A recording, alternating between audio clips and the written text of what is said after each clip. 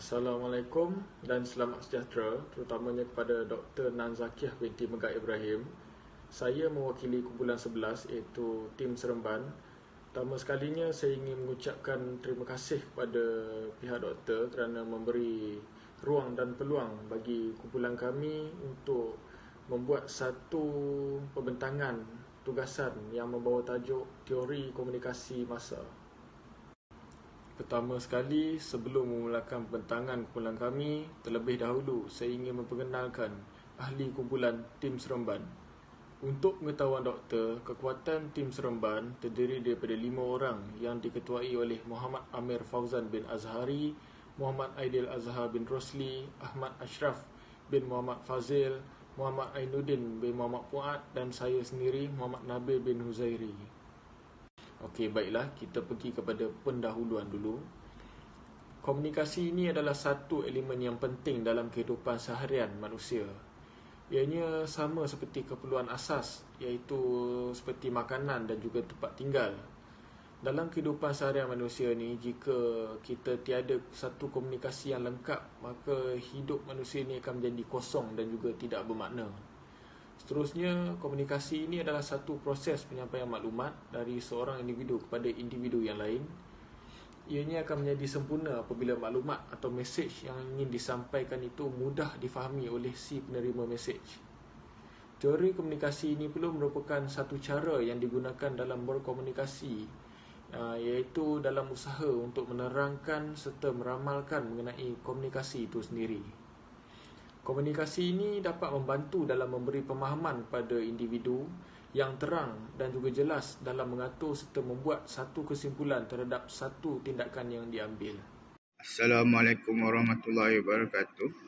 Saya Muhammad Amir Fauzan bin Azhari, nombor matrik 289081 akan membentangkan tentang definisi komunikasi massa, iaitu John Reed Bittner mendefinisikan komunikasi merupakan pesanan yang ingin dihantar dan disampaikan secara sekaligus kepada orang ramai dengan menggunakan media massa sebagai media perantaraan.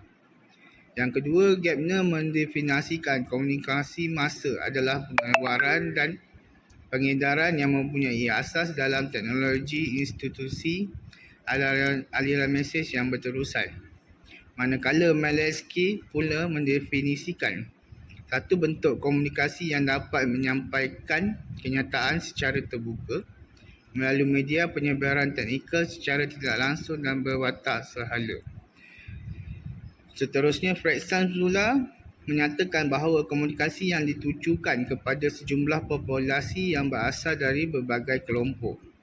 Wright pula mendefinisikan satu bentuk komunikasi yang ditujukan kepada khalayak luas secara heterogeni dan tanpa nama.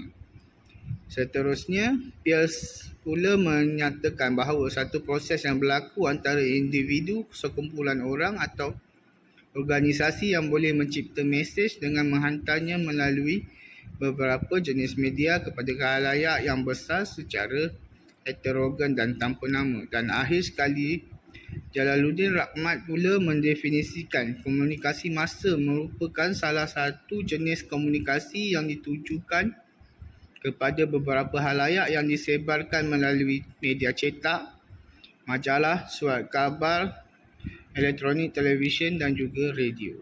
Seterusnya, kita akan melihat kepada sejarah komunikasi massa di mana media massa adalah keperluan manusia yang merupakan makhluk sosial untuk mendapatkan maklumat tentang perkara yang berlaku di sekelilingnya. Media massa bermula dalam bentuk akhbar yang ditulis dan kemudian dicetak setelah teknologi percetakan berkembang. Kemudian muncul majalah, radio, televisyen dan akhirnya internet. Akhbar pertama di dunia yang dicetak adalah Relation. Radio mula berkembang pada tahun 1920-an sebagai medium penyampaian berita yang lebih pantas berbanding akhbar. Pada tahun 1940, selepas Perang Dunia Kedua, televisyen muncul dan mengalahkan populariti radio kerana ia turut memaparkan gambar dan bukan sekadar bunyi. Muncul internet, media pelbagai fungsi yang kini sedang popular digunakan di seluruh pelosok dunia.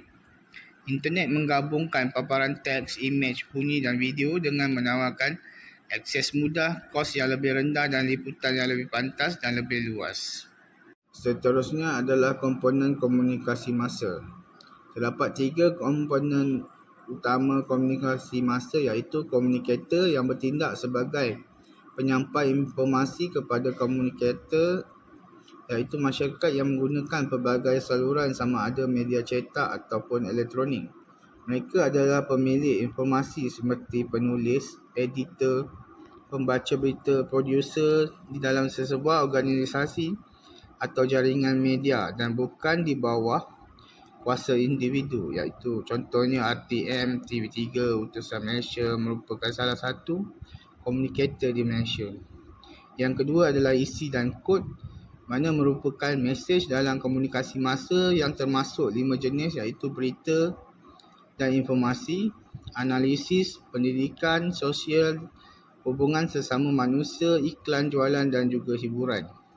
Selain itu, kod ialah simbol yang digunakan seperti foto, muzik dan karikatur. Ia perlu mengikut kod etika sebelum diterbitkan. Dan akhir sekali adalah gatekeeper di mana merupakan sebuah organisasi yang menapis dan memantau sesebuah saluran media massa.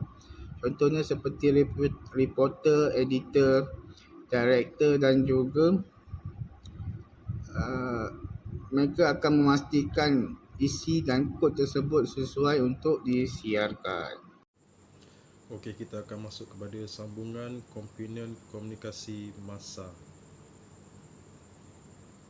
Regulator mempunyai tugas hampir seperti gatekeeper iaitu boleh menghasilkan dan menghentikan aliran berita tetapi tidak dapat memulakan sesuatu informasi. Ia hanya bertindak seperti sensor, contohnya seperti pengiklanan dan kerajaan yang menjadi regulator di sesebuah negara. Kedua ialah media, merupakan aspek terpenting di dalam komunikasi massa untuk menyampaikan informasi ke masyarakat. Contohnya ialah media cetak seperti berita harian, media elektronik seperti Malaysia Kini.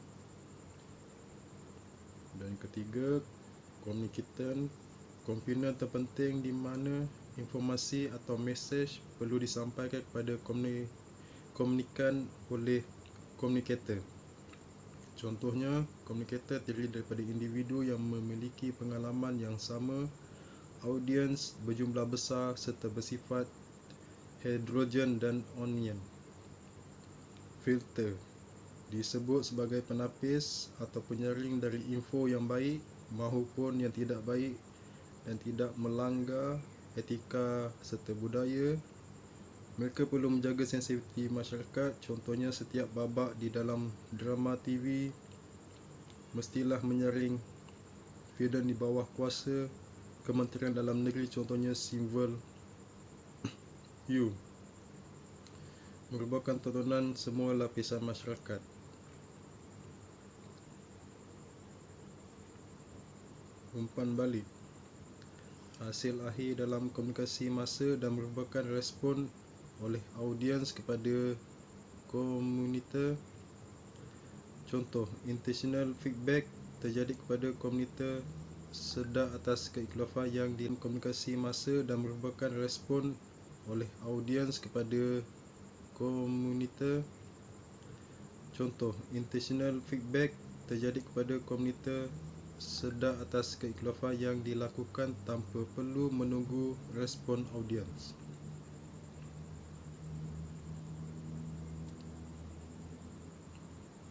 Idea teori komunikasi massa.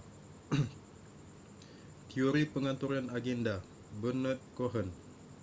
Media yang menjadi kekuatan dalam mempengaruhi pola pemikiran audiens dalam sesuatu isu. Contohnya isu pandemik COVID-19 di Malaysia. Selepas media memberi info dan penekanan tentang bahaya COVID-19 dalam penularan, masyarakat sedar dan takut untuk melanggar SOP seperti penjarakan sosial. Teori sistem kebergantungan media, Sandra Ball Definisi audien terhadap media massa. Semakin tinggi kadar definisi audien, semakin besar kuasa media massa. Contohnya, masyarakat sekarang perlu mengharap informasi dari Google serta media cetak dalam mencari info. Ini dapat menjimatkan masa kerana semua info terdapat hanya di hujung jari seperti Wikipedia. Teori imperialisme budaya membantu media dalam memodernkan sesebuah masyarakat dalam memperkenalkan nilai barat dan mengorbankan nilai tradisional.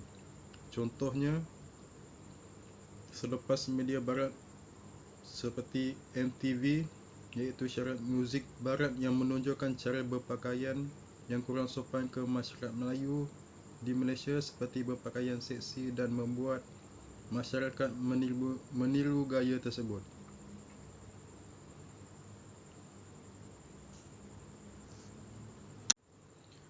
Langkah teori komunikasi massa dalam menyelesaikan masalah.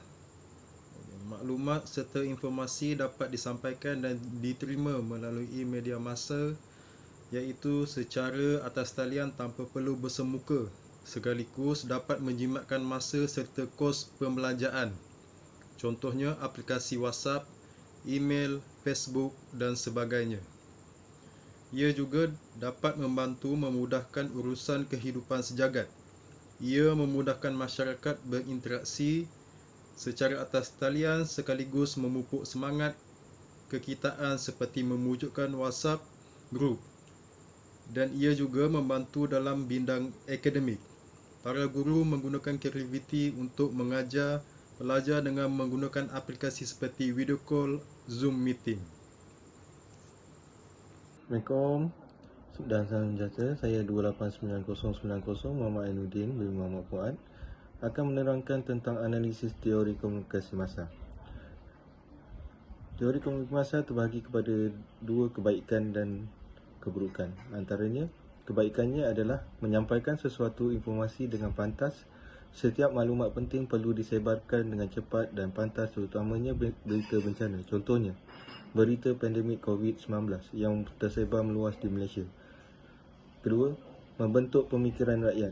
Dikaitkan dalam teori pengaturan agenda di mana media menjadi kekuatan dan dalam mempengaruhi cara pemikiran masyarakat. Contohnya, pihak kerajaan dan pembangkang banyak menggunakan media massa semasa pilihan raya untuk mendapatkan sokongan rakyat. Contohnya, 2018 pihak pembangkang Pakatan Harapan berjaya menumbangkan Kerajaan Barisan Nasional selepas 60 tahun Kerajaan Barisan Nasional memerintah dengan cara menyebarkan info keburukan Kerajaan Barisan Nasional pada masa itu. Seterusnya adalah keburukan analisis teori komunikasi massa.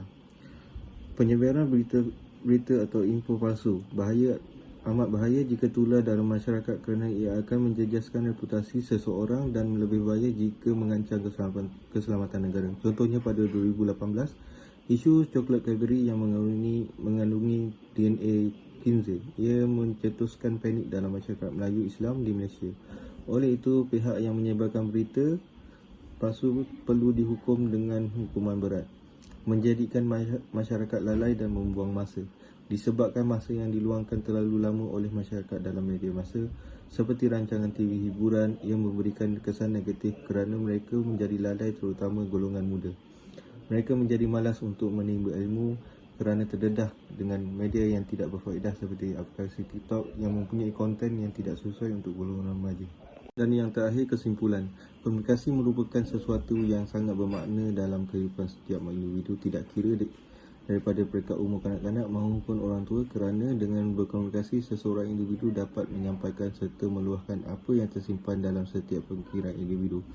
Itu malahan dapat melegakan perasaan yang sedang tersimpan dalam diri seseorang individu sekaligus menyelesaikan masalah yang membelenggu setiap individu. Oleh itu, bagi memastikan setiap individu dapat berkomunikasi dengan baik, teori tentang cara berkomunikasi telah diperkenalkan bagi memudahkan setiap individu mengikutinya. Sekian, terima kasih.